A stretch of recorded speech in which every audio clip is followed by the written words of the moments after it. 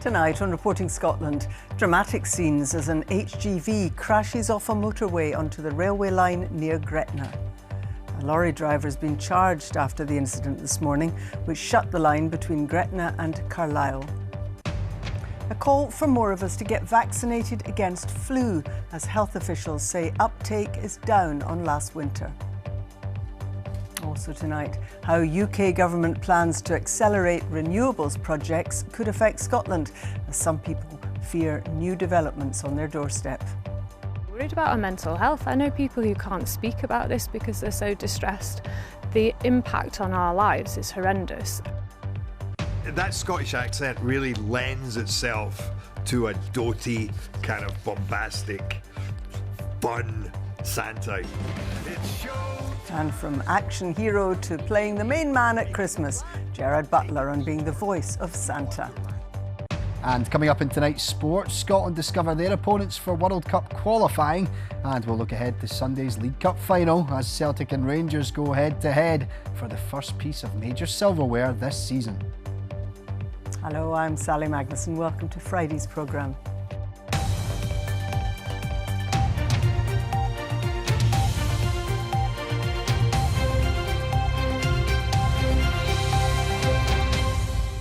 A driver has been charged after a lorry crashed off the motorway and onto a railway line in Dumfriesshire. The collision off the A74 has led to the closure of the line between Gretna and Carlisle, with replacement bus services provided. Aileen Clark has more. It was just after 8 o'clock, as the A74M motorway was busy with early morning traffic, that this articulated lorry left the road just south of Gretna Green. It came to rest down a steep embankment, the front portion of the lorry digging deep into the ballast under the rail tracks. The damage to the rail tracks themselves clear to see. The driver was taken to hospital in Dumfries. Police say he was later charged with a road traffic offence.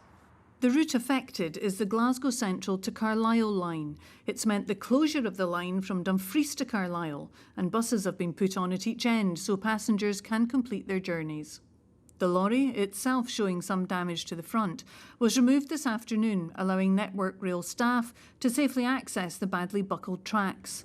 They hope to remove and replace them overnight, enabling the route to reopen tomorrow morning, amid much relief that it's only a portion of track that was damaged. Had a train been passing at the time, the outcome could have been much more serious. Aileen Clark, Reporting Scotland. Amid a sharp increase in cases, more of us are being urged to get vaccinated against flu. Health officials say rates of the virus itself are not unusual for this time of year, but vaccine uptake is down on the same point last winter. Here's who's eligible to get the flu vaccine on the NHS. Those aged 65 and over, those between 18 and 64 with an eligible health condition like asthma, chronic heart disease or diabetes. Women at any age and any stage of pregnancy, and others including frontline workers in health and social care are also eligible. More details, including information for booking an appointment, is on the NHS Inform website. But remember, if you're not in an eligible group, the flu vaccine can be bought from pharmacies. With more on this, here's Gillian Sharp. With all the hustle and bustle in the run-up to Christmas, it's easy to forget that at this time of year, winter illnesses can be very much part of the picture too. Flu cases rose sharply in the first week of December. Flu is starting to show up as increasingly in terms of cases in the hospitals, so that's something we worry about. Well, the last thing we want to do is spend our festive season in the hospital, and so those flu vaccines for people that are eligible, that are vulnerable, it's really important that we take the time now so that we don't end up later regretting it. COVID-19 numbers are low at the moment. Levels of RSV, which mainly affects the young and old, are high. It often seems like a cold, but can be more serious. Flu and COVID-19 spread more easily in winter. For some, there is the NHS winter vaccination programme. Public Health Scotland says in those under 65, over 2/3 of those at greatest risk of serious illness from flu haven't yet been vaccinated. 4 beds in each bay. So how ready is the NHS for whatever the winter brings? There are a number of viruses that circulate more easily over winter. What we're seeing at the moment is not outside the norm, but it could put pressure on the system. We are always preparing for surge capacity, but absolutely vitally important to protect you, to protect your community and to keep the NHS safe. Get your flu vaccine. And as well as getting vaccinated, there's the usual advice. Wash your hands, cover your mouth if you sneeze or cough, and stay away from others if you're ill. Gillian Sharp, reporting Scotland. The UK government has unveiled plans to speed up the time it takes for renewables projects to be built. As part of an effort to decarbonise the electricity grid, it wants to prioritise critical infrastructure developments like large wind farms and pylon projects. These are currently considered on a first-come, first-served basis. But campaigners fear their voices will become ignored. Our environment correspondent Kevin Keane has more. They're a sight we barely notice anymore across our countryside. But with the growth in renewables, much bigger pylons are needed to carry green electricity around the country. Campaign groups like Here in the Mearns say the new towers will destroy the landscape.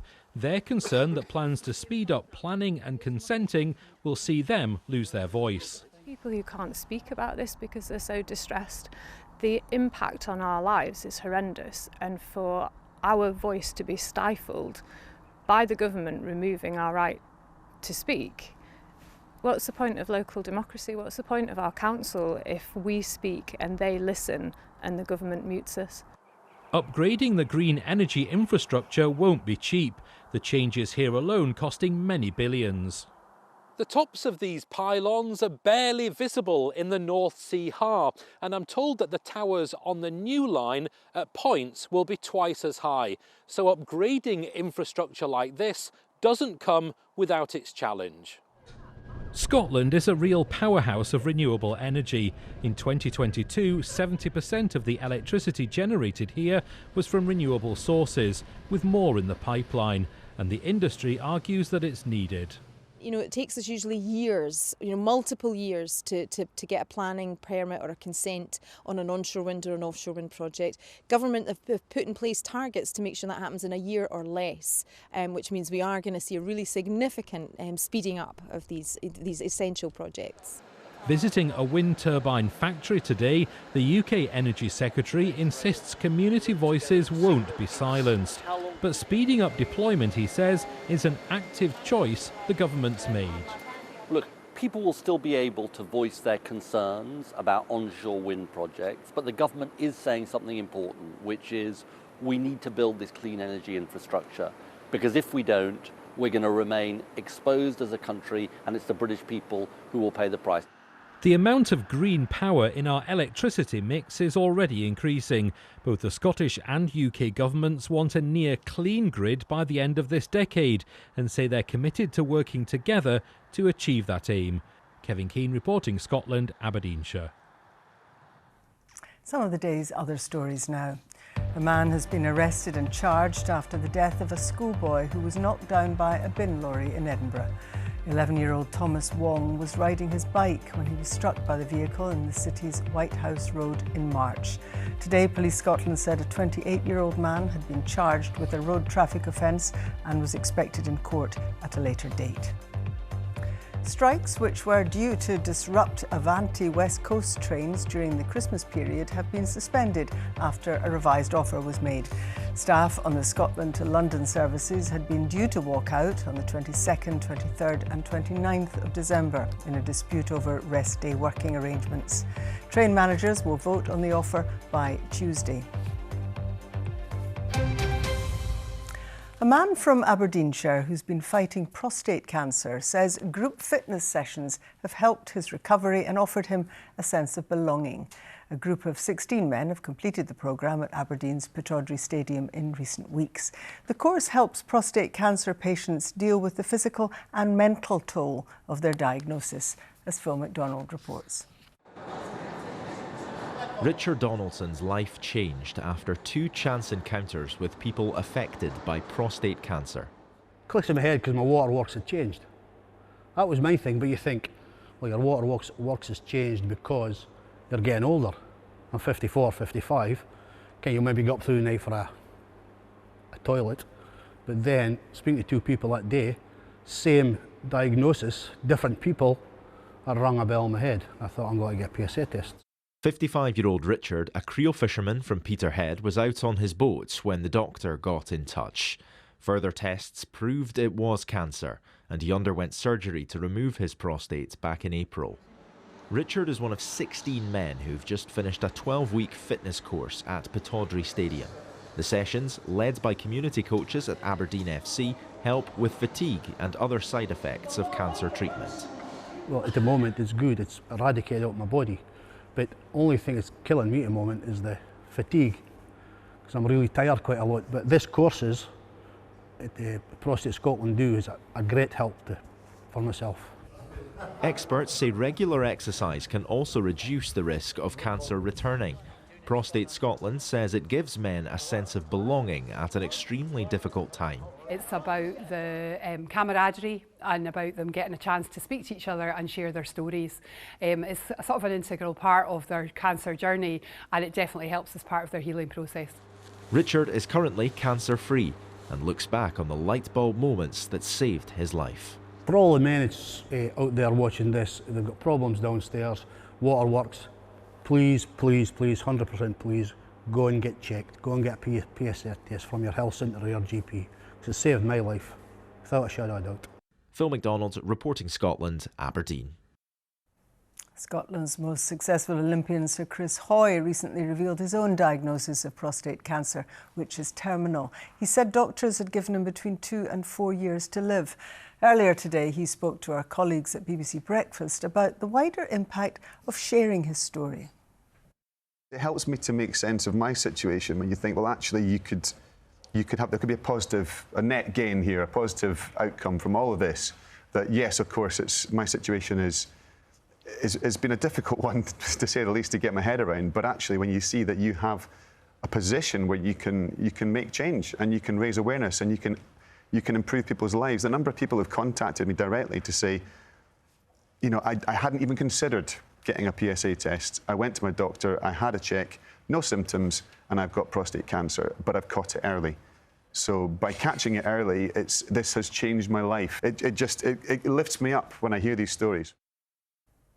So good to hear that. Let's get tonight's sport now with Lewis and big night for Scotland's fans, isn't absolutely, Sally. Yeah, the World Cup may not be until 2026, but I'm sure a few will start to dream ahead and think about what might come. Thanks very much, Sally.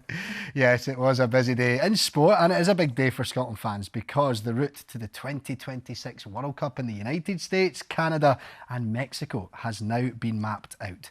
The draw took place in Zurich this morning with Scotland in pot 3 after narrowly missing out on pot 1 following a dramatic Nations League campaign. Head coach Steve Clarke was in attendance to watch all the events unfold.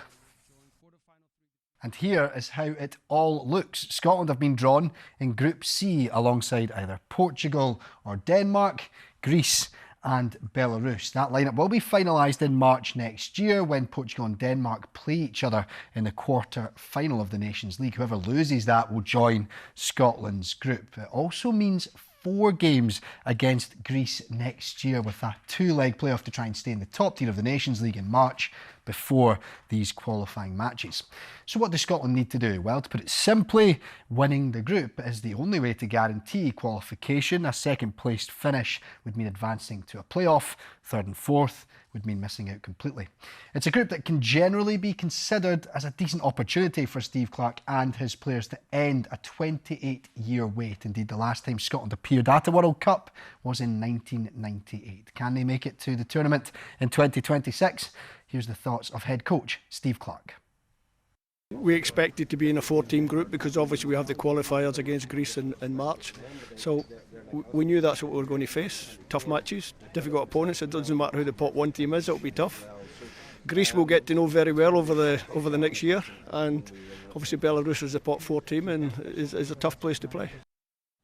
And we're going to look ahead to Sunday's League Cup final shortly, but the showpiece fixture comes on the back of a busy midweek. Celtic drawing with Dinamo Zagreb in the Champions League, and then last night Rangers picking up a point in the Europa League. And it I think if we were maybe a little bit better in the last pass, especially in the second half when we pushed a lot, we could have scored the second one, and then we have more chance. But I think overall we've been really good, and it's just the quality of the top team. If they have one chance they score, it's like that. We need to learn about that and then just focus. Brendan Rodgers says Alistair Johnston will be fit to face Rangers in Sunday's League Cup final. The defender was nursing a knock but will be included in the squad for the Hampden showdown. Philippe Clement is still assessing his Rangers squad after last night's game against Spurs there. The Ibrox side go into the final as holders, but they haven't beaten their rivals at the National Stadium in over 2 years. Here's our sports news correspondent, Chris McLaughlin. In the last round, Celtic were at their scintillating best. This, goal number 5 of 6 they put past Aberdeen to secure their place in the final. It was tighter when Rangers took on Motherwell the following day, but the holders did enough to set up a Hampden showdown with their greatest rivals. Squad also out of experiences. I said that a lot of times. It's good experiences like this, but also out of the bad moments and the mistakes you make. Like this, you create a winning team. And that's what playing for this club is all about. There's games every 3 or 4 days. Some of them aren't pretty and they can't be at times. But when given the opportunity, you've got to put in performances, and we're doing that at the minute, and we need that to continue. Now, he's going to have a go here. Butland spills it, and he scores! This was the last time the two sides met at the National Stadium, the Scottish Cup final earlier this year. Celtic left it late, but once again they walked away with the silverware, something they've become well used to. When that one's done, you park it and you go again. The hunger's still there, and like I said, at this club you have to keep proving yourself time and time again. So it doesn't matter how many you've won, the next one's the most important. They've been playing extremely well this season, and they've only lost 1 game. And I think they have to go into that game as favourites. What happens here on Sunday on the pitch could be pivotal to the rest of the season, but there will also be added focus about what happens here in the stands. That's because Celtic and Rangers are amongst the clubs charged by the SPFL for fans' use of pyrotechnics. Supporters coming here on Sunday will see added security, perhaps even sniffer dogs on entry. It's a battle the football authorities are determined to win. No more fireworks and a sole focus on football. Chris McLaughlin, BBC News, Hampden Park. To the women's game now, and the Scottish FA has begun its search for a new manager for the Scotland women's team after sacking Pedro Martinez Losa following the failure to qualify for Euro 2025. The Spaniard side lost 2-0 on aggregate to playoff opponents Finland this month, having also missed out on the 2023 World Cup via the playoffs. The 48-year-old signed a new contract with the Scottish FA last year, which would have taken him through to the 2027 World Cup, but the board has decided to bring an early end to his time in charge. Now, one of the most popular sporting events of the year, the PDC World Darts Championship, gets underway in London this weekend. Scotland's Cameron Menzies and trailblazing women's darts star Fallon Sherrick are among those hoping to make their mark at Alexandra Palace. The pair, who find themselves in the same quarter of the draw, are players on the hockey and partners off it. The duo, labelled the sports power couple, have been explaining how they motivate one another to practice ahead of the big tournaments. We play for maybe who does the dishes or who's buying dinner and stuff sometimes, so quite competitive on it. Yeah, it definitely helps, like practicing with someone like Cammy anyway, because obviously that's the standard that I want to play against. So by playing against Cammy and then obviously like putting like little like bets on it as well, that kind of gives you more of a determination kind of practice to win. And I'd never want to lose to him anyway. So well, I wonder what the atmosphere will be like in that house if they actually do come up against each other as well. Now, I take it, Donny Osmond, before your day. A little bit before my day. Have you even heard of him? I've heard of him. I have heard of him. I'll confess that much. He slayed in his day. Oh, yeah. Now, it's been 32 years since his first performance in Joseph and the Amazing Technicolor Dreamcoat, and now he's back. Donny Osmond is in the show again, but this time in a very different role. He's been speaking to the Seven. When I started Joseph back in '92, my director, the late Stephen Pimlott, told me something, and it literally changed my view and perspective of show business, at least the world of theater. He said, "The theater is a place where people come to dream in public, and you're in charge of the dream." And you can see that full interview on The Seven. But we have a star of our own. Paisley-born Gerard Butler is the latest actor to revel in the role of Santa Claus. The Hollywood star is the voice of Santa in a new Christmas animation film, The Night Before Christmas in Wonderland. It's a sort of mashup of two classics, The Night Before Christmas and Alice in Wonderland.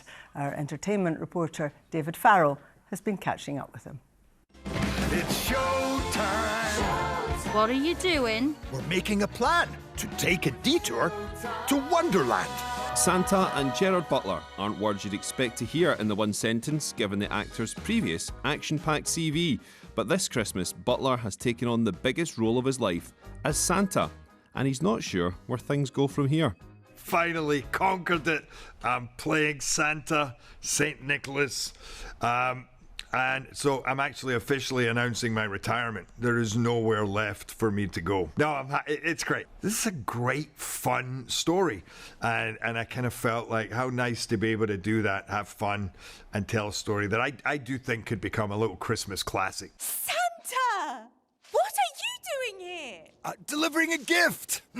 Gerard, getting to play Santa must be the top of any actor's wish list. Yeah, I've got a few of them now. I tell you, between Attila the Hun, Dracula, Phantom of the Opera, Santa. But Santa is a nice one to put. It's awesome to make those kind of movies that you can imagine at Christmas time, families sitting together, laughing. And bring it because the message is so powerful and so good. You know, like despite all their imperfections, you just try your best to be kind. Oh, well, my dear, the princess's bedroom. Where might it be? And what I love about this film is we've got a Scottish Santa, which is always nice, isn't it? All the best peeps have been Scottish. They just don't know it. I'm just reminding them. You know, James Bond was Scottish, Santa was Scottish. Of course, reindeer first. That Scottish accent really lends itself to a doty, kind of bombastic, fun Santa. You know, it just seemed to work well. Cheer up, Prancer. Could be much worse. Whatever happens this Christmas, Gerard Butler wants to slay it as Santa. David Farrell, reporting Scotland. Now let's continue in Christmassy mode here by telling you about a Christmas tree with a difference. It's 16 foot tall and it's been knitted by Edinburgh volunteers from all backgrounds. They've been sharing their story. Knit the tallest Christmas tree in Scotland.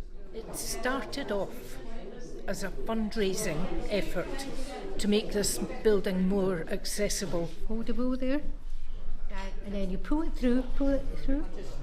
The next thing, it had spiralled. We had 3 knitting groups coming. It's now become a social occasion for people, but also a chance to be part of something bigger and more important than themselves. It brings people together, young people like me and then older generations. The men's shed were tasked with creating a trunk. I thought it was a joke to build a knitted Christmas tree. People wanted to come together, wanted to find ways of tackling loneliness and isolation in people of all ages. And we've chosen to do that in an intergenerational way so that younger and older people can come together around things that they enjoy. There was a tree made in England and it was 14 foot high, so we made ours 16 feet. Let's go to Gillian now and see what the weather is looking like at the moment and what it's got in store for us. That's lovely. It is. It's staying chilly into tomorrow, Sally. And then for Sunday and beyond, it's milder, but it's looking quite unsettled. Heavy rain for some. Good evening to you. It was rather a grey day for many of us. Just a few brighter breaks here and there. We've had a fairly weak cold front trundling its way southwards across the country, and for the first part of tonight that will continue to bring a band of cloud and some patchy rain and drizzle. Then that clears clears away. Under clearing skies, it will turn chilly. Scattered showers following mainly into the north and west, and it's cold enough that they'll be wintry on the high ground. Temperatures dipping low enough for a fairly widespread frost inland, and there could be some icy patches as we start the day tomorrow. So a chilly start to tomorrow, but a bright one. And during the morning is when we'll see the best of the sunshine, because as the day goes on, cloud steadily increasing from the west, some patchy rain moving into western parts later. By 2 o'clock, still a wee bit of brightness hanging on for Shetland.